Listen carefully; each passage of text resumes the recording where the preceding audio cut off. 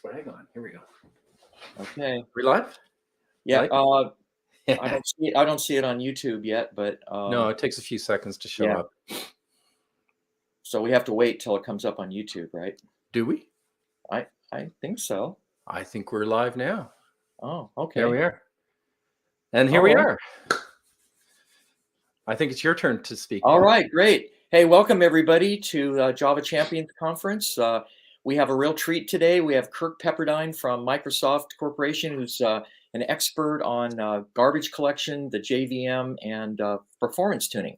And you're going to learn a lot of really cool stuff today from Kirk. And it's always great to work with him. Kirk and I've known Kirk for many years, and I'm your moderator. So I will be checking the chat, and I will turn it over to Kirk now, who's going to be doing his session on sensible JVM configuration.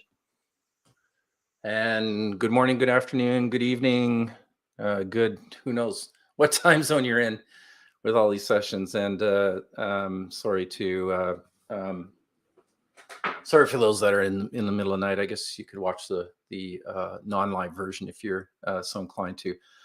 Yes, welcome to our guide to sensible JVM configuration. And without further ado, let's get into it. Let's see. Well, I think aside what Paul said in his wonderful introduction, thank you, Paul. We also have JCrete, which we're planning for now for this year. So I'm looking forward to that. I don't know if Heinz is around. He can pop up in the chat and let you know about it. So why are we talking about JVM configuration? Well, the JVM contains more than 700 flags, and they're found in a bunch of different files in the source code. If you download them, you can pull them out, and they are generally organized into a whole bunch of different categories. The ones that we're primarily interested in are the product ones, or sometimes the diagnostic, and the experimental ones, certainly manageable, are the ones that we are typically interested in. But the thing is, with all of this configuration, there comes a lot of confusion as to what are the default values good for my system, and when do we need to do something else to change the default value from whatever it is to what other settings. Like, how do I even know what the default values are? And in this case here, we see that we have this thing here, print flags final. In this case, I just took a random version, did the print flags minus version, and you can see you're going to get a list of all the flags and the current value settings. Now, we have the equals one, so that means they're at default. If you get a colon equal in the list, that means that it's something that was changed from the default. Either you set it, or ergonomics inside the JVM came along and did some magic and said, okay, I think it should be this, and then set it itself. So anyway, so I didn't obviously list them all here. Like I said, there's more than 700 of these things, so you just go through lists and lists of these different configurations. Now, the issue is it's really difficult to understand the effects in many cases. So if you change adaptive size, policy, collection, cost margin, what does that do? And I can honestly say, I don't have a clue, right? I don't know. And I imagine there's some, hotspot engineer out there that knows exactly, GC engineer, they know exactly what that thing does. And maybe their code actually reacts to it the way you would hope it would or not. So these things get a little sketchy over time as to try to figure out exactly what effect. So it really begs the question, which flags, when, and how do we set these things? So I'll just put the spoiler alert in here if you want. Sensible JVM configuration to start with default values. Now, a lot of ergonomics, well, the history of ergonomics really goes back to, I guess, maybe JDK 2.0, but really it goes right back to the beginning. So a lot of the, so a number of the default values really go back to the 1.0 release and what the current runtime conditions were in 1.0. And some of them have been challenged and changed over the years, but a number of them have not. And there was assumptions made. Of course, when you come up with a heuristic, you have to constrain it. So you have to come up with assumptions wish to constrain it. And so many people would come in and they would make decisions, and then they would back them up with a whole series of benchmarks to say, okay, in the general cases, do these things actually work? Or do they work good enough? And in many cases, they do work. And there's other ones where they'll look at it and say, okay, well, for instance, I'm going to compile a method. How big before I shouldn't compile anymore? Well, that depends upon different configurations inside the JVM, and in terms of like how certain caches are sized, and what it can fit in before you start spilling boundaries, and that has ill effects. So complicated questions, and I don't have enough information to know how to reset. So maybe you do, but so my default is, let's just start with the defaults, because there's been a lot of thought put into them, and we'll deviate where necessary, right? So in this case, I'm going to use some measurements and maybe some profiling to motivate customizing the JVM for my particular runtime and for my particular conditions. Now, there are some notable exceptions, and that's really choice of garbage collection and memory settings, and we'll explore more of this as we go forward. Now, here's a case study, and this is what I would call a typical case, what known as tuning by folklore. And typically what happens is that you'll get into some place and they'll just say, what's the configuration of your JVM? They give you the JVM configuration flags, and yeah, here we go. So what does all this mess do? Is any of it even valid? And so let's take a run through it. So the first thing I want to do is I'm just going to list them out, and we can see that we have 25 flag sets and a couple of properties here. So what's going on here with this?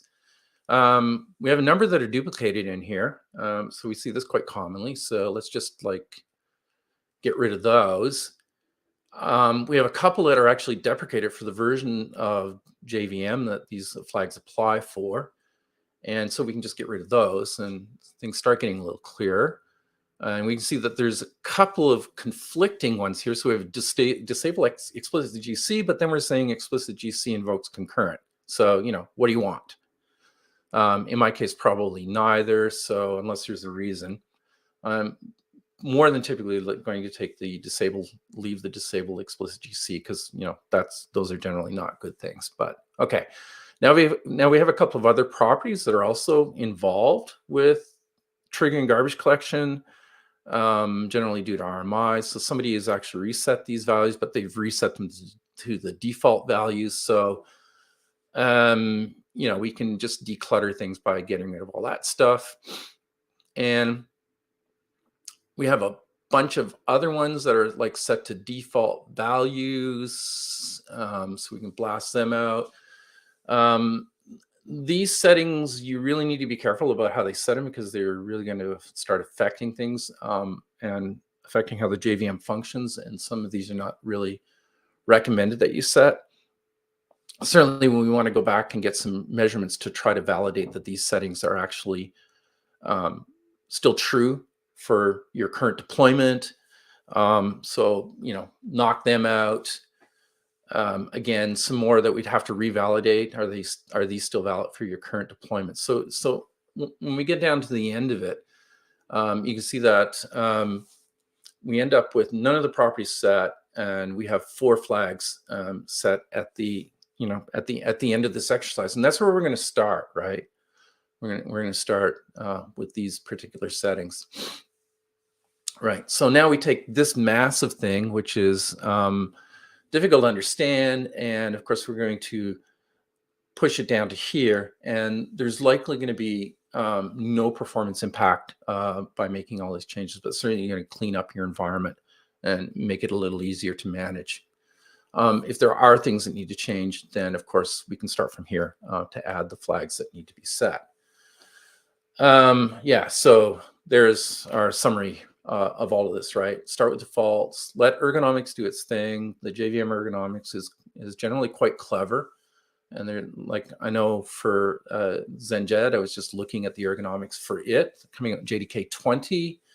And they've done some really new, clever things in there. And I think it's, for me, it's like, well, one less flag that I will probably have to set under most conditions. Measure application behavior. So we're going to set up appropriate benchmark, see what's going on, and then do the measurements and just change things one by one. So generally, we're going to look at Java heap size and try to get the related configurations with that, garbage collector with related configurations, number of helper threads, and then any of the other settings that once memory is out of the way. And where you're going to find is that those other settings are generally rarely set. Sometimes we do, but mostly not. Okay. So if you're using defaults, it helps know, how they're set. Now, I've mentioned ergonomics before, and this is a definition I got from Java Oracle docs just yesterday.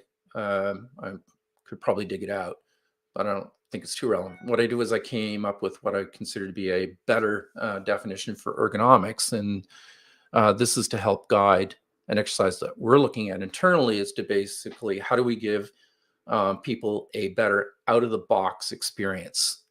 So in other words, I can just unpackage the JVM, drop it into my production environment, and it should work better than it is today. And that's really coming back and revisiting a lot of the decisions that were made in 1994, 1993, more in 1998, and minor changes to them as we go forward.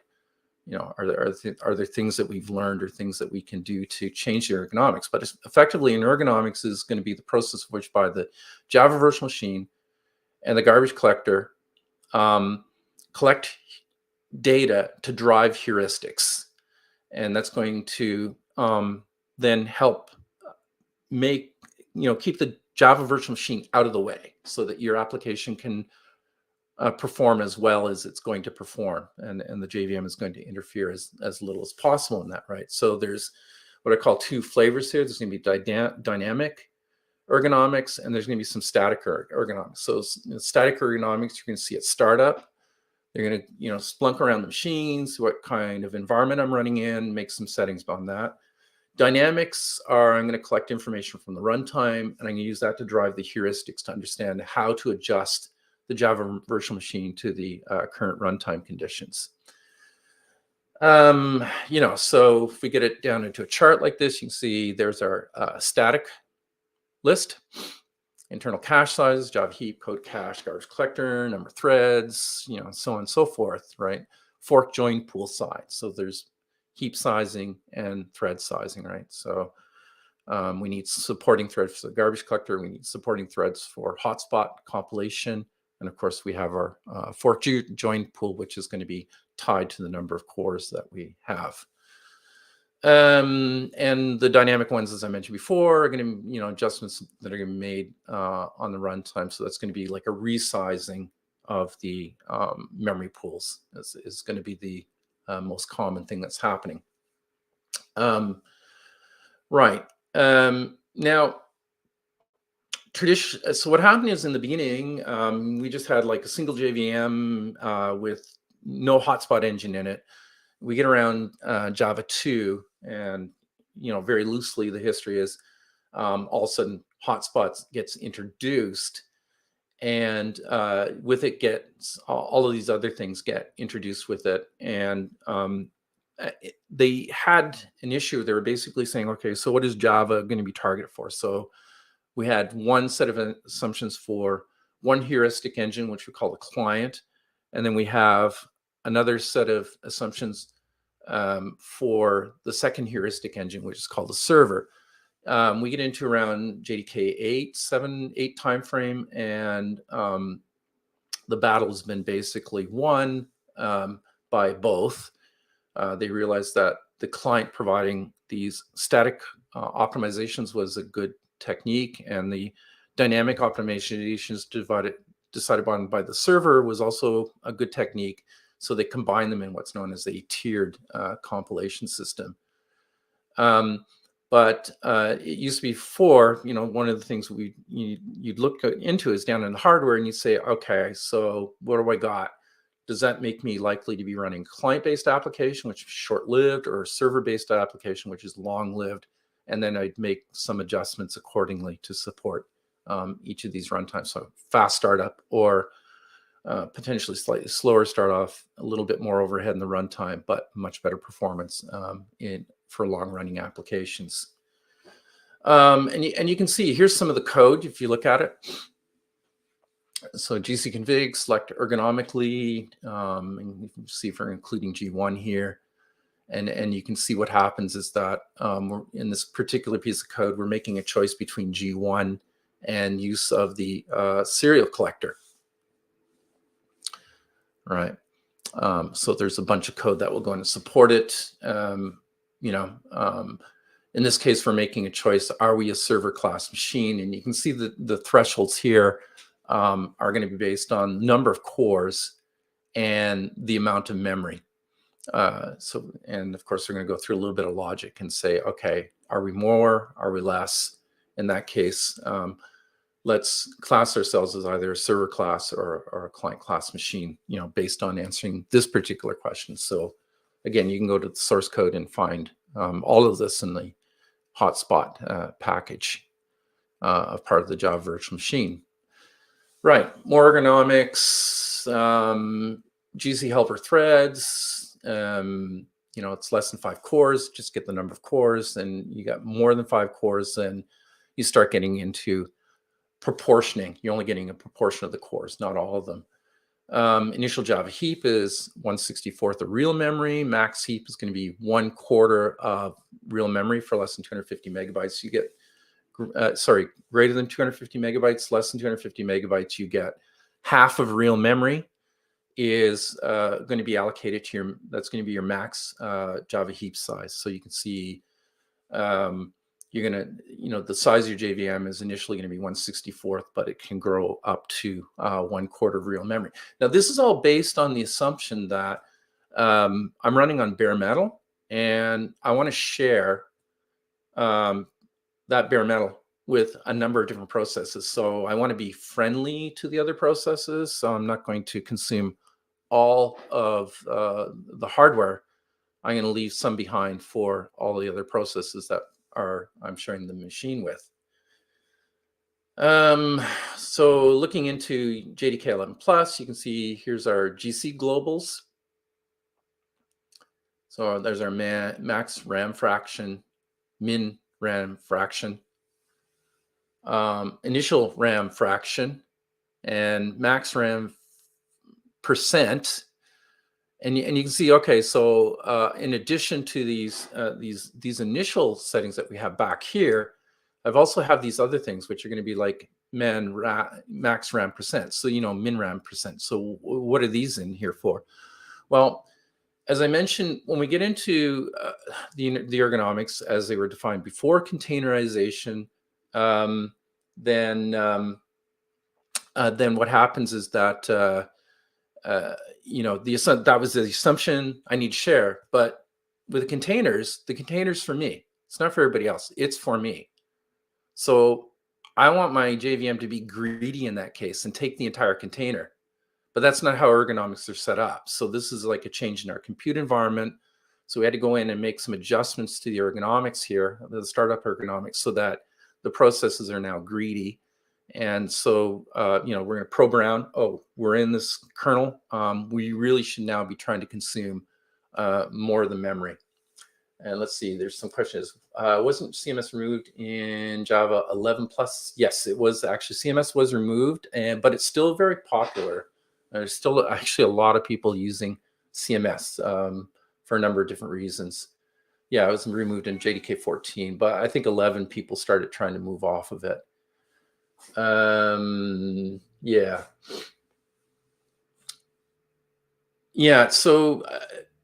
by looking at the flags, you can figure out what version of Java I'm looking at. Exactly, Heinz, you can. And I think, so how do you determine conflicting ones? That's a good question. I don't think there's actually any tools to help you. It's just sort of something you work out as you're going through them, and that might be fun. There's a website. Who made it? It's like There is a website put up with flag listings, and who's put it up? I'm not sure. I'll remember it. I'll let you know. Okay, we'll get back to that. Right.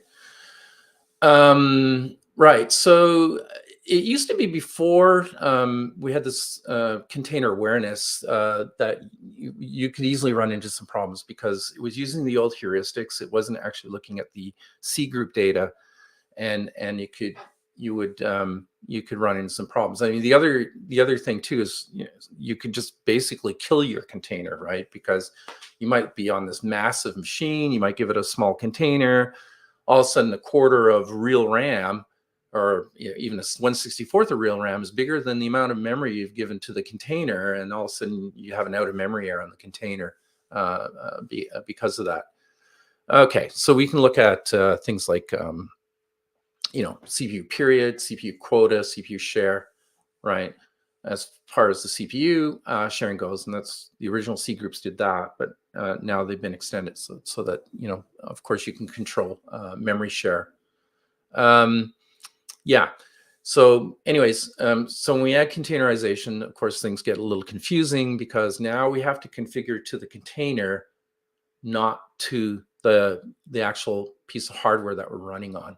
And so that's, so that actually makes it more confusing. And I've seen a lot of teams now, actually, surprising number of teams, just really confused because now they have a piece of hardware that they may or may not know anything about. They have containers that they need to configure, and then they need to configure a JVM that goes inside. So you just get configuration on top of configuration. All right. Now, here's an example that we're going to obviously we're going to use the host core count for configuring thread pool sizes. So with our traditional ergonomics, we're going to calculate our shared thread pool, our common thread pool, to be equal to the number of cores, which means that if I start like 4 containers on there and I have 4 JVMs running, then basically they're, if you do any amount of parallelism in any of them, and just about, well, all JVMs are parallel. What happens is you end up competing from certain resources, and of course you're competing for the CPU in this case, and that gives you one form of what I call noisy neighbor, in the sense that everybody is now fighting for the CPUs on the machine whenever they and that can cause latency stalls and things like that. And there's a number of different forms of this that show up in containers. GC adjustments can be made while running, right?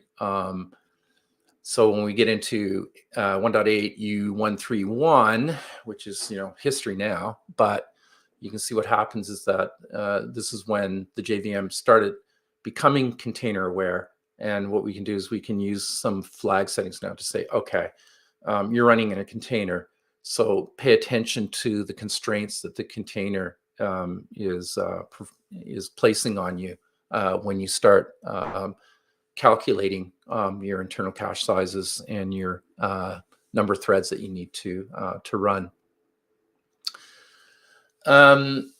Now, one of the big concern I think going forward in all of this is memory, in my opinion, because memory is one of the things that's driving costs of deployments in the cloud, right?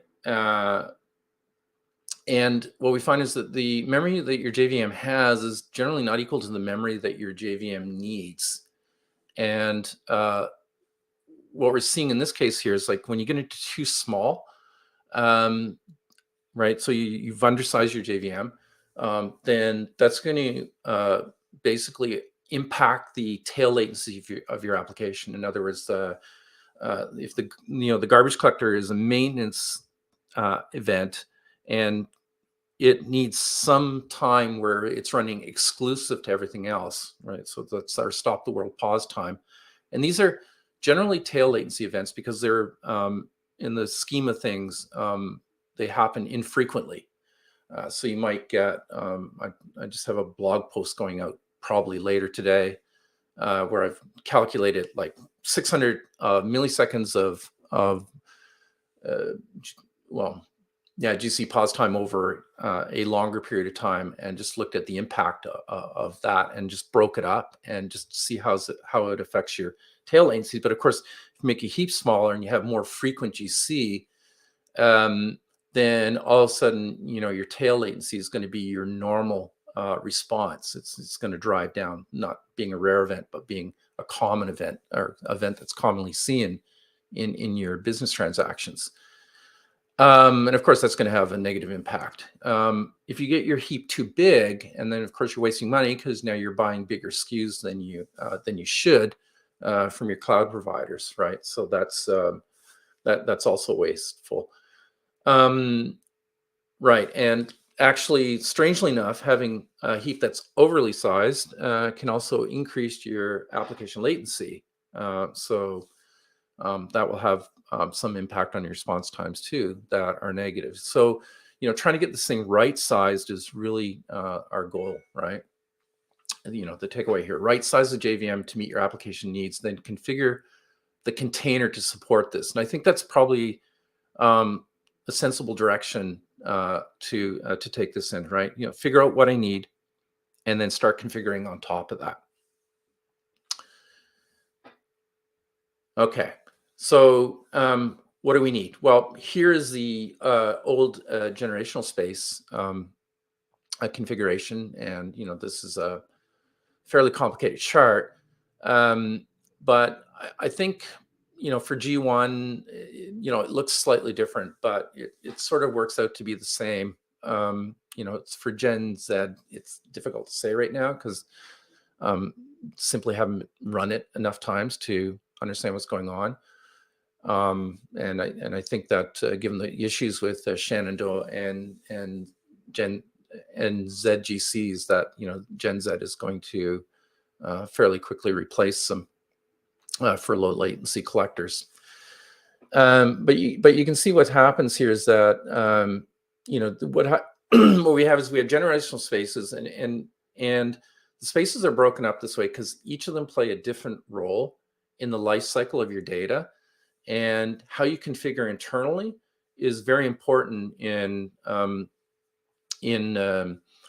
the performance of your application, because what we want to do is we want to make sure that Eden and the survivor spaces are sized appropriately to manage transient data, where in terms of tenured or transient, it's what we call like short-lived data, where if we look at the tenured space, right, we want that to manage what we call longer-term storage, right? So each play different roles, and they should be tuned separately. And this is certainly true. The serial collector, it's true of the parallel collector, it's true of G1 collector, and I imagine the same is going to be true of Gen Z. Certainly by the ergonomics that are put into there, it looks like it will be true. Right. So Eden is, we're going to size to control GC frequency. Survivor is really sized to manage keeping transients in young generational space where it's cheaper to collect. And we looked at old generation. We're going to use the live data set size to help us understand how to size it. If you follow these formulas, you're going to find that you're going to break some of the assumptions that have been generally made by the JDK people, by the hotspot people when they were first designing the garbage collectors. Like they typically never wanted young space to be larger than tenured, and so that's why we get into the original ratios of like basically 1/8 of heap goes to young gen space, which has traditionally been way too small for most applications. I don't mind breaking that convention. We look at the applications long enough so that we understand how we can do that safely. But I've certainly been in situations where young gen has been 2 and upwards of 3 times the size of the tenured space. Right. Did they put survival states before eating or is then drawn between? I think I have it correct in this, actually technically correct in this diagram. You're going to find a lot of diagrams on the web are actually incorrect, Heinz.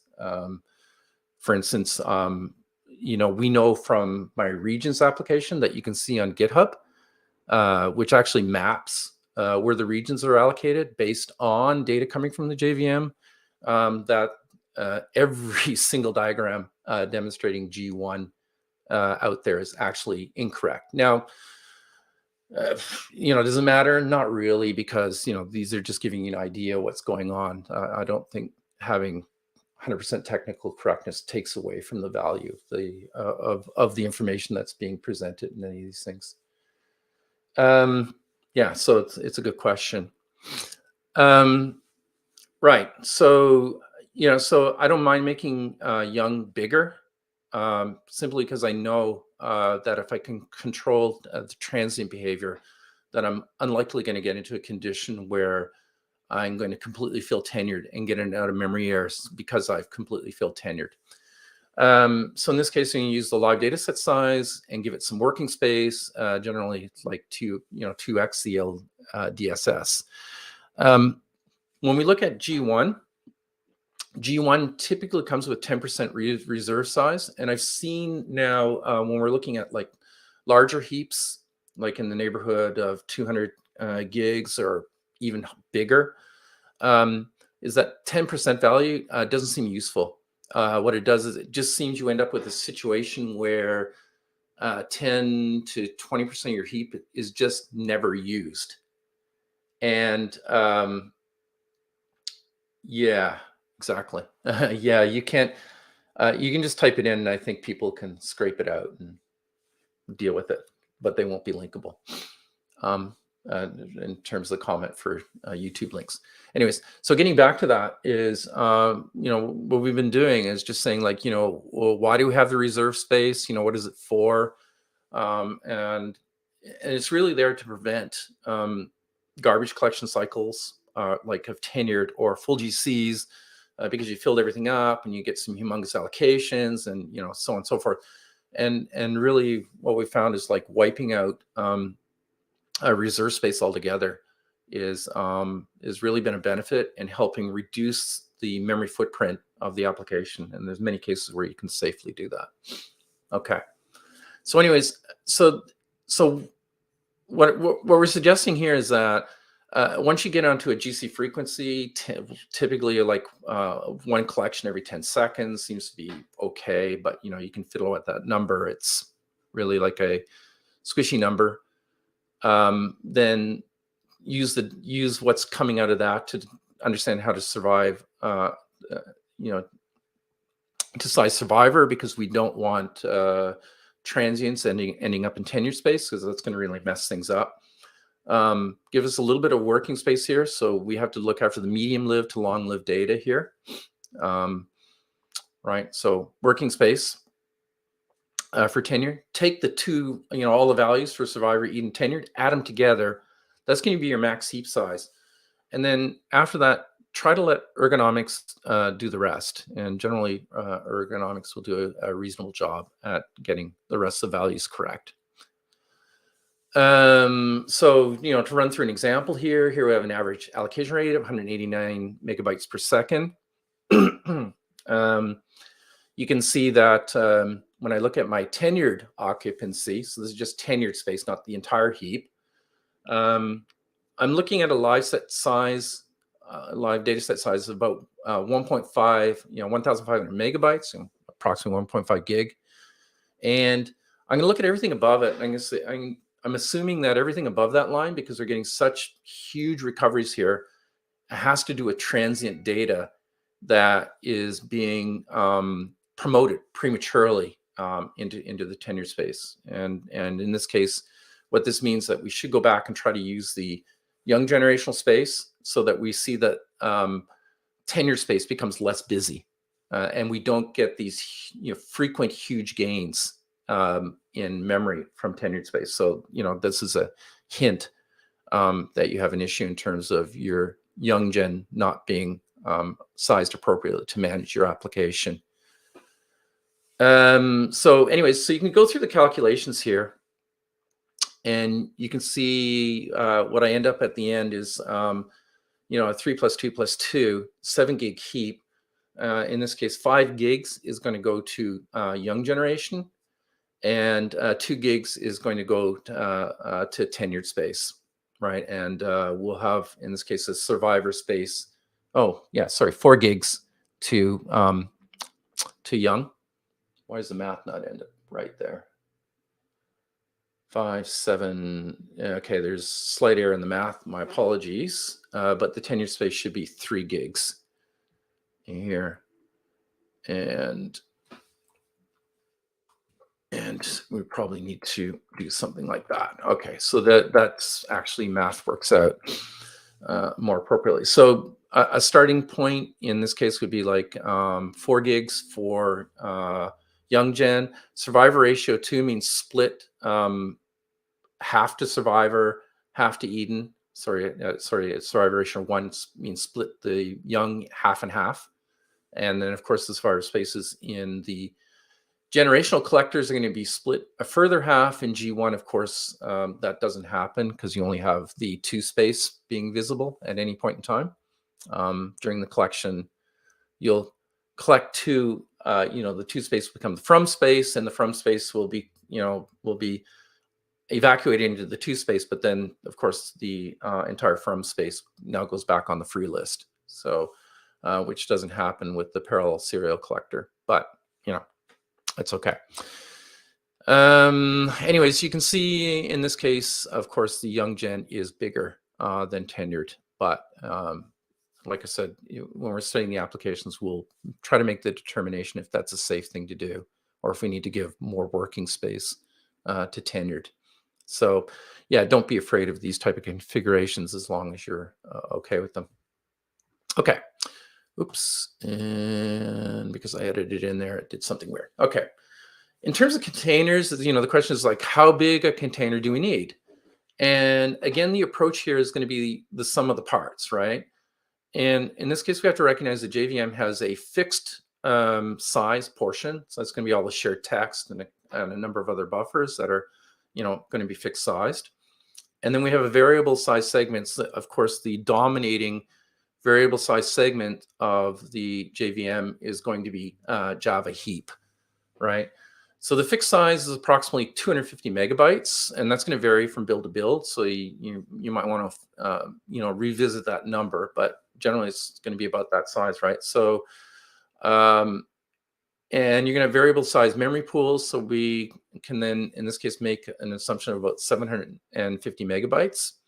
And if you have third-party applications that have their own native memory requirements, then you have to be aware of that and sort of add that into the formula to give you an idea of what I would call the binary part of the JVM is, as opposed to anything outside of Java heap.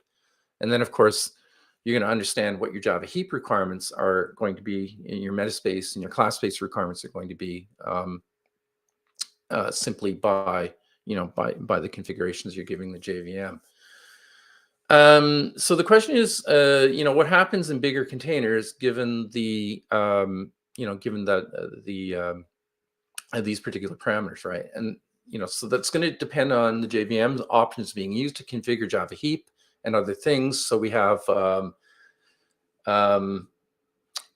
minus XMX 500 megabytes in this case, or we can say in this case, we can say max RAM percentage equals 50%, right? So let's go down a couple of scenarios here and see what happens. And here's our original container. You can see everything's packed really well. And as soon as we expand the container, you can see that the parameters are going to constrain the size of the JVM.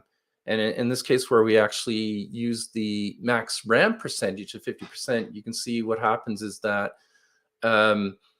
as we expand the container and the JVM, is that the max RAM percentage is actually going to be better adapted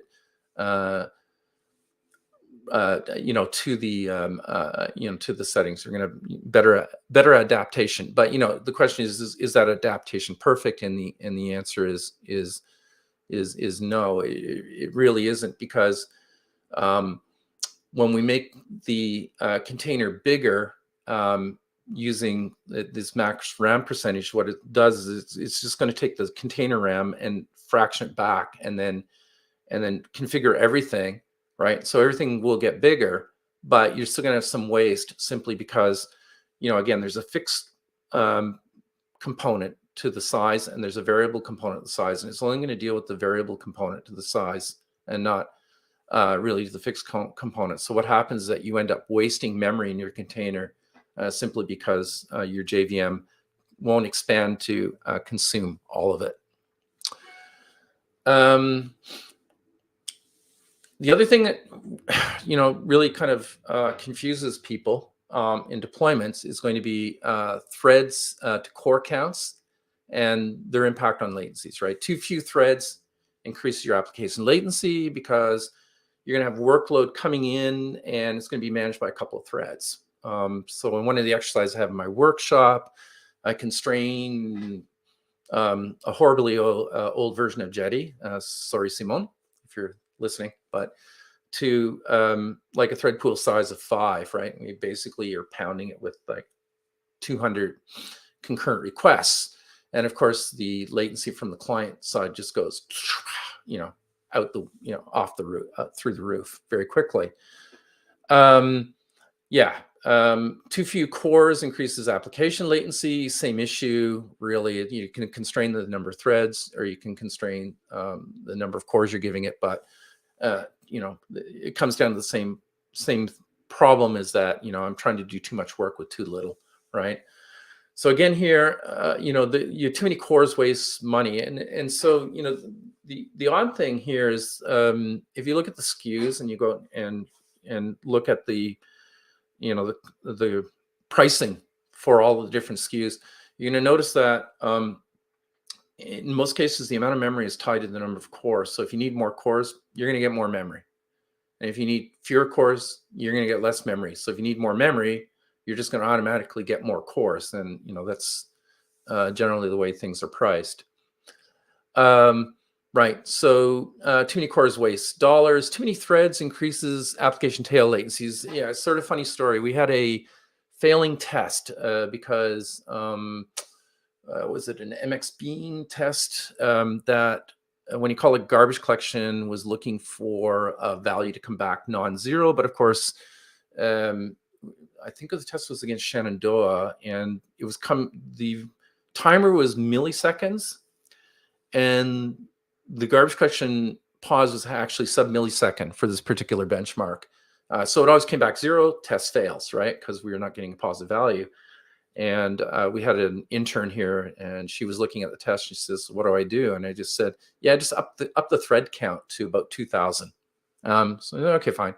Put in a thread pool of 2,000, and really just blew out the pause time by, I don't know, it was several dozens of, well, maybe like 100 milliseconds or something like that. So the threads weren't doing anything. They were just like parked. But the fact that they're there means, we had to, the garbage collector has to deal with them, right? It has to go walk the stack frames and things like that. So that's how we got the test to pass. I just up the thread count in the application. Moral of the story is, in your application, if you got like 2,000 threads running around, you can be sure that your garbage collection pause times are going to be negatively affected by that many, just having that many threads in the runtime. So you really want to trim your threads down to the amount that you need, no more, no less, right? Otherwise, you're going to get performance impact either in the tail or throughout, or maybe both. So if we look at the threading situation in containers, pre-container, if you look at a 64 core machine, garbage collector JVM is going to give you 40 helper threads. Yeah, generally good. More threads, more parallelism, faster collection, yada yada, right? Now, if you go to launch 10 JVMs on this machine, 64, then basically your Java virtual machines are now going to allocate 400 GC helper threads.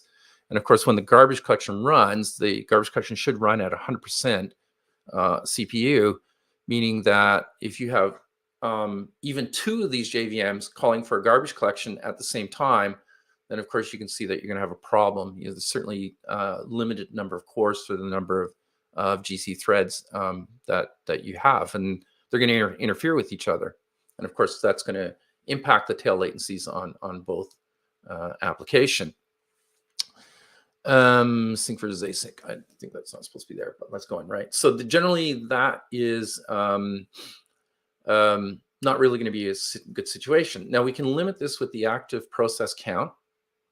And so if not all threads are active, this may work. Of course, with container awareness, what's going to happen is that we're going to look at the number of cores that are allocated to the container, and we're going to make our configuration decisions based on that.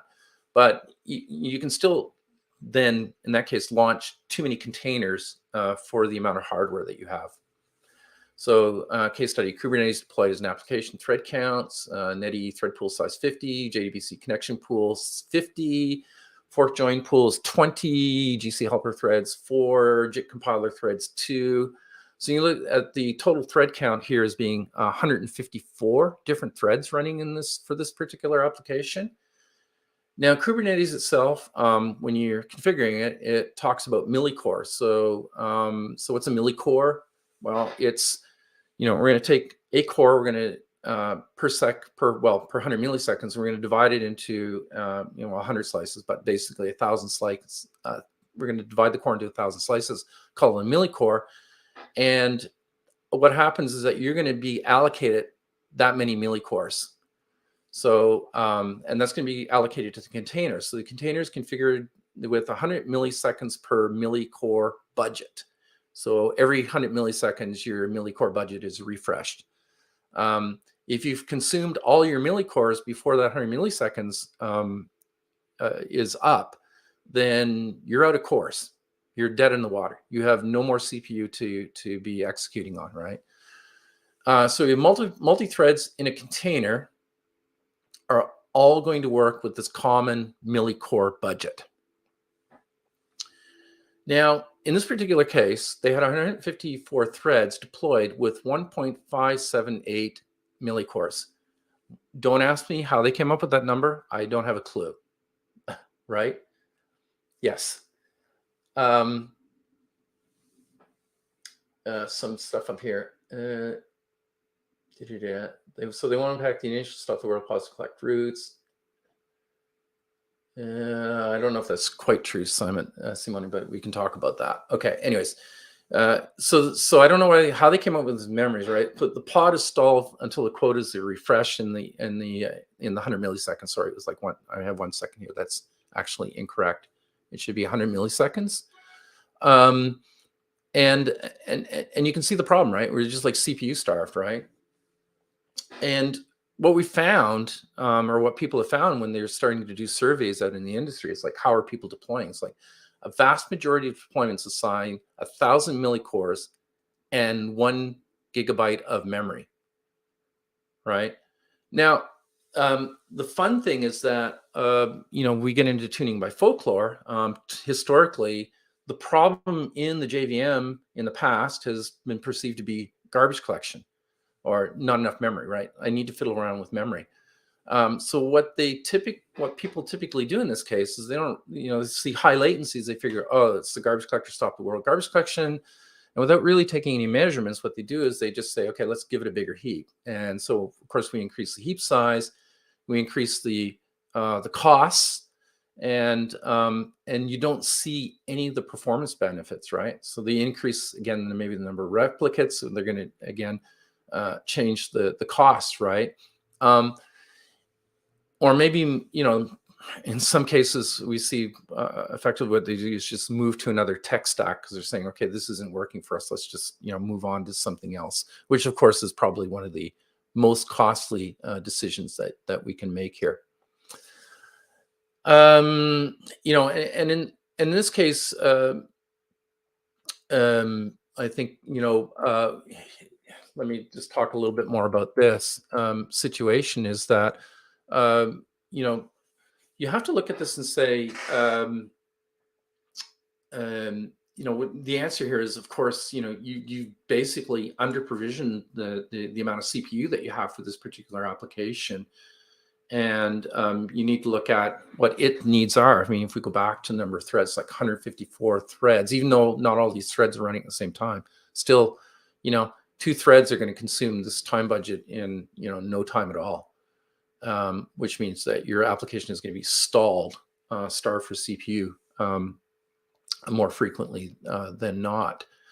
And this gets into the question, and there's some other slides that I could have put in here that says, okay, so what are more effective deployment models for for Java? And certainly, the minimum that we would recommend is that you have like 2000 millicores, so effectively 2 cores for a Java virtual machine. But if you can increase that up to 4 for most workloads, that's probably going to be adequate. And then, of course, we've gone through the memory, how to size the memory. But in this case, we certainly want to scale up before we start to scale out, right? Because that's what's going to make actually the most sense in this particular case, right? So bigger virtual machine, more CPU, RAM, who knows? Different question. But at that point, once you know that you've adequately resourced your single node, then that's the time that you can scale out by replicating nodes, and that's when it makes sense. Yeah, it's an approach. Start with defaults, use ergonomics. They're going to work quite well in most cases. When ergonomics need a helping hand, we're going to measure the application behavior. Don't guess, change things one by one. We're going to start with the Java heap size. Probably at the same time, visit the garbage collector strategy, because those two are going to be coupled.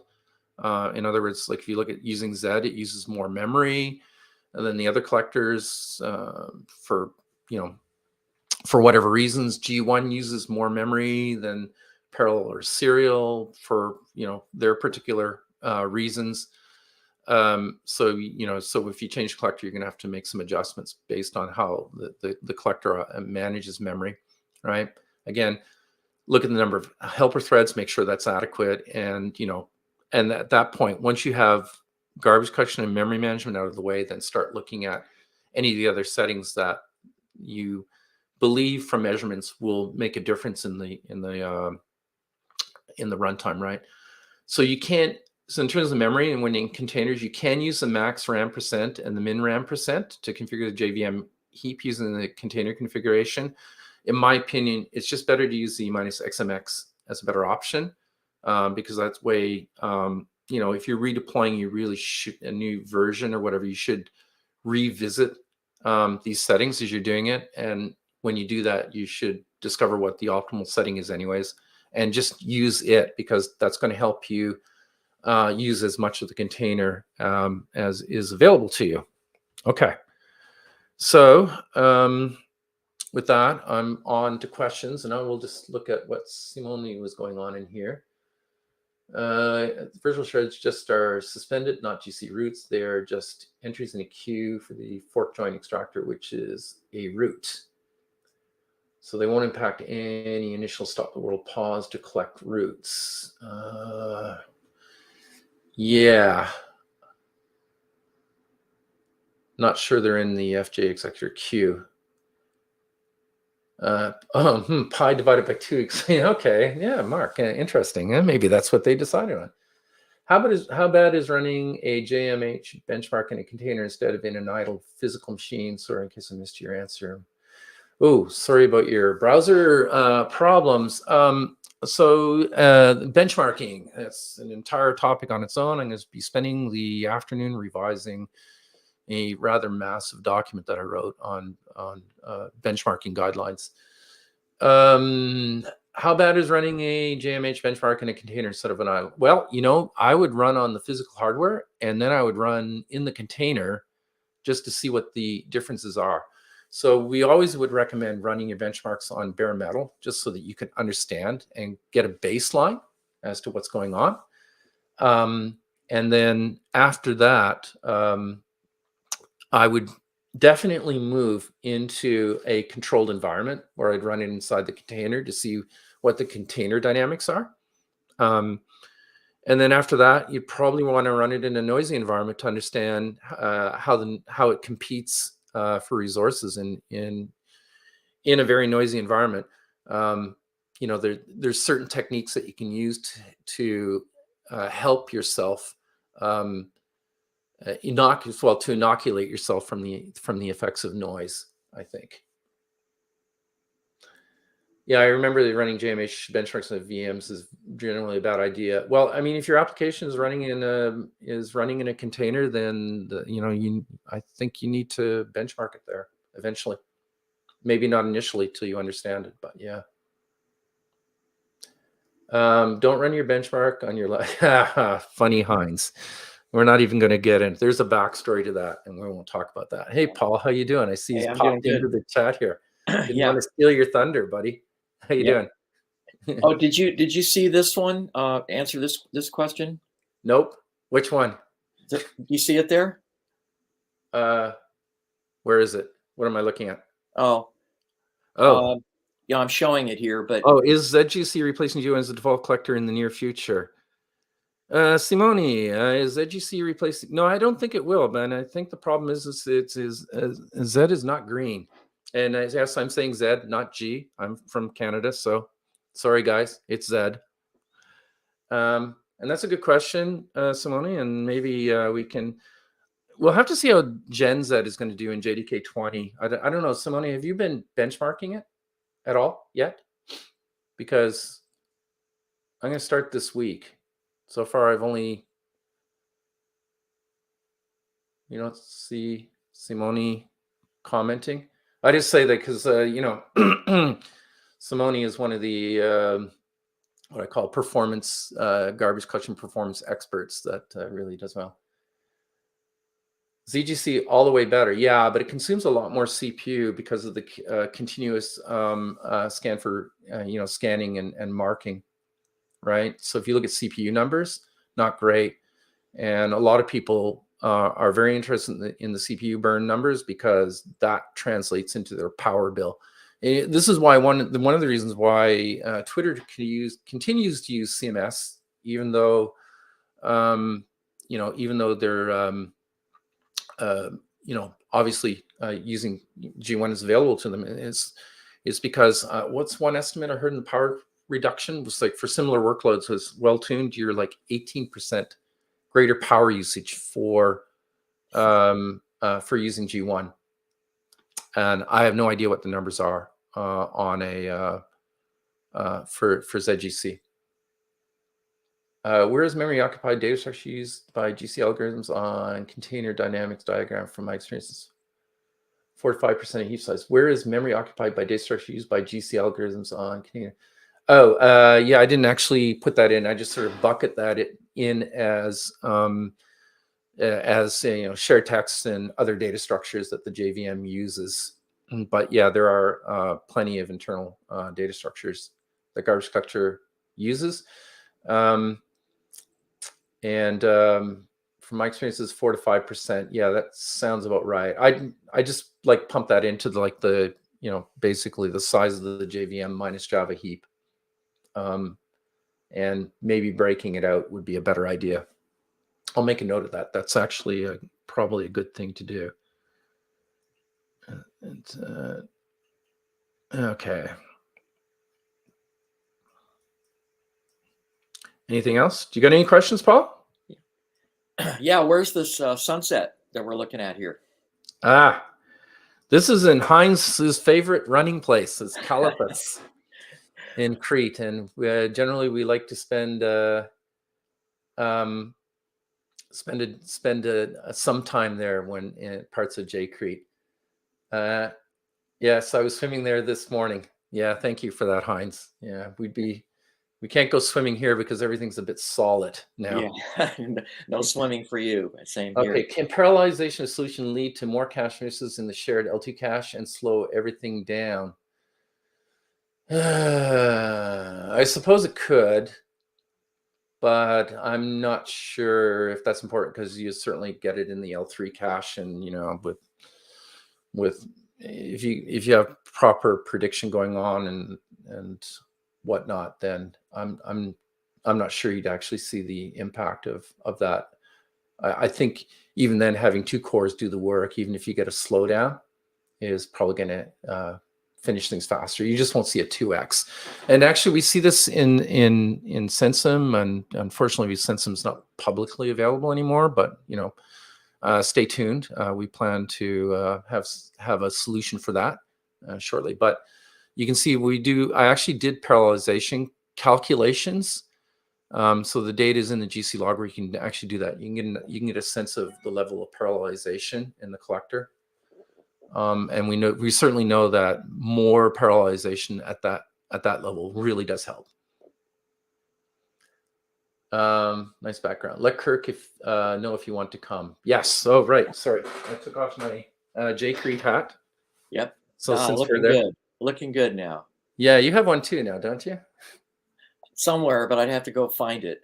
Oh, I've we're got coordinated. too many hats, that's for sure. We weren't coordinated. When you wear too many hats, the world gets confusing very fast. Yeah. Hey, Kirk, are you going to make maybe you said this, but are you going to make the notes that you went over today available to people? And if so, where they find it? Yeah, I should probably drop them up at Speaker Deck, or maybe I'll drop them on my website or someplace like that. So yeah, I'll probably drop a PDF on my website so that people can read it there. Yeah, great. And yeah, are we about to wrap it up? Yeah, Looks yeah, like I think 101. We're over. Okay, we're guys, a thank little you bit. for your time and attention. And yeah, have a good rest of the day wherever you are, and Okay. happy containerizing. Okay, thanks, Kirk. Great job, and welcome everybody that was here, and have a great rest of the conference, and we'll see you again. Cheers, mate. Bye.